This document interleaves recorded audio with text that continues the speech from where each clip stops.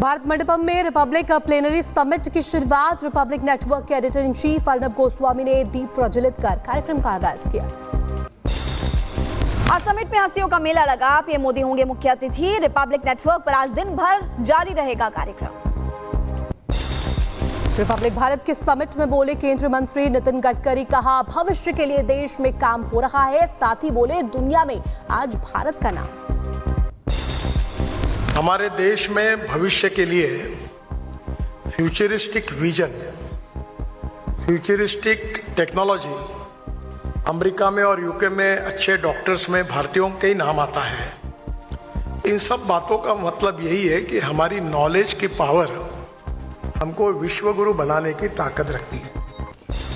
गडकरी ने अपने भाषण में कहा कि तीसरी बड़ी अर्थव्यवस्था बनना है और हिंदुस्तान की ताकत सिर्फ ज्ञान है। $5 ट्रिलियन की इकोनॉमी बनानी है और विश्व की थर्ड लार्जेस्ट अर्थव्यवस्था बनाना है। ये प्रधानमंत्री जी का सपना है। आत्मनिर्भर भारत का सपना पूरा करने के लिए हम जा रहे। चैलेंजेस है, समस्याएं हैं, पर मैं अक्सर एक बात याद रखता हूं कि there are some people who convert problems into opportunities.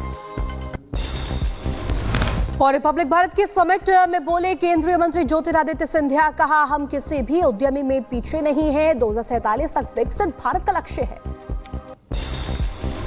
Republic plenary summit में महाकुंभ को लेकर बोले श्री रविशंकर, कहा महाकुंभ में बेहतरीन व्यवस्थाओं और सरकार ने आत्मविश्वास के साथ काम किया। भारत की पहचान स्वतंत्र विचार है। देहरादून के दौरे पर पहुंचे प्रधानमंत्री मोदी मोखबा में मां गंगा की पीएम ने पूजा अर्चना की। देशवासियों की सुख समृद्धि की कामना की।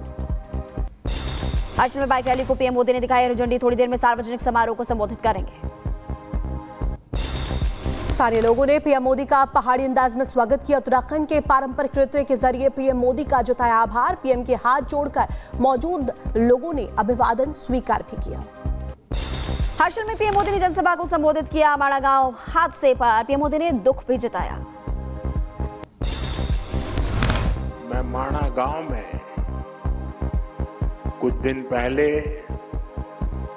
जो हादसा हुआ है उस पर अपना दुख व्यक्त करता हूं। मैं हादसे में जान गंवाने वाले साथियों के परिवारों के प्रति अपनी संवेदना प्रकट करता हूं। पीएम मोदी ने अपने भाषण में कहा उत्तराखंड आध्यात्मिक ऊर्जा से लबरेज है। साथ ही साथ कहा कि उत्तराखंड नए लक्ष्यों की तरफ बढ़ रहा है। हमारी ये देवभूमि आध्यात्मिक ऊर्जा से ओतप्रोत है। यहां उत्तराखंड की प्रगति के लिए नए नए रास्ते खुल रहे हैं। विदेश मंत्री डॉक्टर एस जयशंकर का बयान, कहा हम रुपए के अंतर्राष्ट्रीयकरण को बढ़ावा दे रहे हैं। एक्टिव रूप से भारत का वैश्वीकरण कर रहे हैं। हिंदी भाषा के विरोध मामले पर बोले बाबा धीरेन्द्र शास्त्री, कहा देश की मूल भाषा हिंदी, हिंदी देश की जड़ है और इस देश में हिंदी ही मुखिया है। देश की मूल भाषा हिंदी है। हाँ, भाषाएं अलग हो सकती हैं पर भेदभाव नहीं होना चाहिए किसी भी भाषा के साथ। हिंदी इस देश की जड़ है, इस देश की मुखिया है। पीओके को लेकर विदेश मंत्री एस जयशंकर का बड़ा बयान, कहा पाकिस्तान ने कश्मीर का एक हिस्सा चुराया। पीओके लेने के बाद कश्मीर का मुद्दा हल हो जाएगा। क्रिकेटर मोहम्मद शमी ने रोजा न रखने पर बोले मौलाना शहाबुद्दीन रिजवी, कहा इस्लाम की निगाहों में गुनहगार है मोहम्मद शमी। क्रिकेटर मोहम्मद शमी ने किया कि उन्होंने रोजा नहीं रखा, जबकि रोजा रखना उनके ऊपर फर्ज और वाजिब है। रोजा न रख करके मोहम्मद शमी ने बहुत बड़ा गुनाह किया। शरीयत की नजर में ये मुजरिम है। अरब आसमे के औरंगजेब वाले बयान को लेकर मौलाना शहाबुद्दीन रिजवी ने समर्थन किया और कहा कि आजमी ने जो कुछ भी कहा है वो उनका अपना नजरिया है। बीजेपी विधायक ने की खालिद अनवर की सदस्यता रद्द करने की मांग। खालिद ने औरंगजेब को बताया था अच्छा शासन। हरिभूषण ठाकुर ने कहा ऐसे क्रूर शासक का गुणगान करने वाले का भारत और बिहार में कोई स्थान नहीं। निश्चित रूप से कानूनी कार्रवाई हो। संसद अभी विधान परिषद में है, उनको निलंबन किया जाए, उनकी सदस्यता समाप्त की जाए। महाराष्ट्र के गृह राज्य मंत्री योगेश कदम के खिलाफ विरोध प्रदर्शन। पुणे सर्वगेट रेप मामले को लेकर विपक्ष ने विरोध भी जताया। यूपी एसटीएफ और पंजाब पुलिस की संयुक्त कार्रवाई, कौशांबी से आतंकी लजार मसीह को गिरफ्तार किया। पाकिस्तानी खुफिया एजेंसी ISI से सीधे संपर्क में संदिग्ध था और पंजाब के अमृतसर का रहने वाला बताया जा रहा आतंकी लजार। बब्बर खालसा आतंकी से बरामद बम किया गया डिफ्यूज। उत्तर प्रदेश के कौशांबी से गिरफ्तार हुआ आतंकी पिछले साल पंजाब से फरार हुआ था आतंकी। Babbar Khalsa international and ISO module का जो ऑपरेटिव था वो यूपी से गिरफ्तार हुआ है, जिसका नाम लाजर मसीह सन ऑफ कुलविंदर सिंह है। ये PS रमदास अमृतसर का रहने वाला है। कौशांबी से हुए आतंकी की गिरफ्तारी पर OP राजभर का बयान, कहा यहाँ कानून का राज है और कोई भी अपराधी अपराध करेगा तो बचेगा नहीं है। यहाँ कानून का राज है यूपी में, कोई भी अपराधी अपराध करेगा तो वो बचेगा नहीं। उत्तर प्रदेश में आतंकी की गिरफ्तारी पर दानिश आजाद का बयान आया सामने, कहा देश की मोदी सरकार और प्रदेश की सरकार योगी सरकार दोनों का टारगेट है भयमुक्त माहौल देना। सपा ने हमेशा देश को भटकाने का काम किया है। देखिए, देश की हमारी मोदी सरकार या उत्तर प्रदेश की हमारी योगी सरकार ये अपराध के प्रति जीरो टॉलरेंस की नीति अपनाने वाली सरकार है। यूपी से आतंकी को पकड़े जाने पर बोले बीजेपी नेता RP सिंह और कहा खालिस्तानी जहां भी छिपे हैं उनको पकड़ा जरूर जाएगा। खालिस्तानी जो हैं उनकी पकड़ धकड़ यूपी सरकार और बाकी सरकारों के साथ मिलकर हो रही है। पंजाब सरकार का भी इसमें रोल रहता है, पंजाब पुलिस का भी इसमें रोल रहता है। तो पंजाब पुलिस और यूपी पुलिस की ये दूसरी पकड़ है। कर्नाटक में लोकायुक्त ने की बड़ी कार्रवाई, कई स्थानों पर की गई छापेमारी, आय से अधिक संपत्ति अर्जित करने के संदेह में एक्शन। तमिलनाडु ने 10 जगहों पर छापेमारी की, मनी लॉन्ड्रिंग के मामले में एक्शन लिया गया। सेंथिल बालाजी उनके सहयोगियों पर छापा।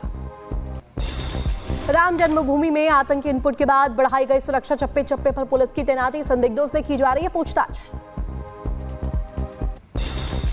गोरखपुर में सीएम योगी आदित्यनाथ ने लगाया जनता दरबार, सुनी लोगों की समस्याएं, सीएम ने लोगों को हर संभव मदद का आश्वासन भी दिया।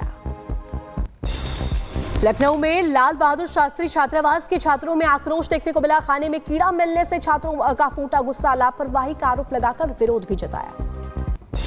यूपी के संबल में होली से पहले रंगों की भारी मांग और होली के तैयार किए गए विशेष हर्बल रंग भी। अमेरिका के सख्त रवैये के बीच नेपाली निर्वासियों को लेकर के पहला चार्टर्ड विमान काठमांडू उतरा। 8 नेपाली नागरिकों के एक समूह को अमेरिका से वापस काठमांडू भेजा गया। उत्तर प्रदेश के बागपत में हादसा, चाय की दुकान में ब्लास्ट हुआ सिलेंडर और हादसे में कोई जानहानि नहीं हुई। झारखंड में आग का तांडव, उधवा में 3 घरों के अंदर लगी भीषण आग, पीड़ित परिवारों ने लगाई मदद की गुहार। यूपी के रायबरेली में 11,000 हाई टेंशन लाइंस में शॉर्ट सर्किट हुआ, खेत में नजर आया आग का तांडव और गांव वालों में हड़कंप मचा। उत्तर प्रदेश के फिरोजाबाद में पुलिस को मिली बड़ी कामयाबी, पुलिस और बदमाशों के बीच हुई मुठभेड़, 10,000 का इनामी बदमाश गिरफ्तार किया गया। दिल्ली में क्राइम ब्रांच की टीम को मिली बड़ी सफलता और यहां पर एक गिरफ्तारी हुई है। आपको बता दें कि 3 बदमाशों को गिरफ्तार किया गया। और वही उत्तर प्रदेश के रायबरेली में ट्रैक्टर चालक से मारपीट के मामले में एक्शन लिया गया, पुलिस ने 3 आरोपियों को गिरफ्तार किया। हरिद्वार मामूली बात पर जमकर बवाल हुआ, 2 पक्षों में चले लात घुसे, वीडियो भी वायरल हुआ। उत्तर प्रदेश के बुलंदशहर में पुलिस का ऑपरेशन लंगड़ा लगातार जारी, 14 लाख रुपए की लूट में वांछित लुटेरों को गिरफ्तार किया गया। यूपी के बुलंदशहर में खाद्य विभाग की टीम ने की बड़ी कार्रवाई, खुर्जा के प्रसिद्ध आदर्श नमकीन के गोदाम में छापा मारा। यूपी के रायबरेली में दबंगों ने किसान के साथ मारपीट की, एक किसान की हुई मौत, परिजनों ने आरोपियों के खिलाफ सख्त कार्रवाई की मांग की है। राजस्थान के धौलपुर में युवक की पिटाई का वीडियो सामने आया, खेत से युवक के साथ मारपीट की गई और पुलिस ने इस केस को दर्ज कर तफ्तीश शुरू की। बिहार के मुजफ्फरपुर से मानव तस्करी का मामला आया सामने, एक महिला और उसके बच्चे का नहीं मिल रहा है सुराग, मामले की जांच पड़ताल लगातार जारी। रूस ने यूक्रेन की एक और बस्ती पर नियंत्रण का दावा किया, दूसरी तरफ यूक्रेन ने रूसी हमलों के विफल होने की भी बात कही। फ्रांस के राष्ट्रपति इमैनुअल मैक्रों ने यूरोपीय सहयोगियों के साथ चर्चा की, रूस के खतरों से निपटने के लिए भी चर्चा की गई। अंतरिक्ष यात्रियों की वापसी को लेकर एलन मस्क का ट्वीट, लिखा कि ट्रंप के आदेश अनुसार अंतरिक्ष यात्रियों को वापस लाने की कर रहे हैं तैयारी। अमेरिकी राष्ट्रपति ट्रंप ने हमास को लेकर चेतावनी दी, कहा सभी बंधकों को रिहा करें, साथ ही जिन लोगों की हत्या हुई है उनके शव भी लौटाएं। अमेरिकी राष्ट्रपति डोनाल्ड ट्रंप ने 13 अमेरिकी नायकों के परिवार वालों को दिलाया न्याय। अफगानिस्तान वापसी में मारे गए थे कई लोग और प्रेस सचिव कैरोलिन लेविट ने आभार भी जताया। कनाडा में बवंडर ने मचाई तबाही, कैमरे में कैद हुई भयानक तस्वीर।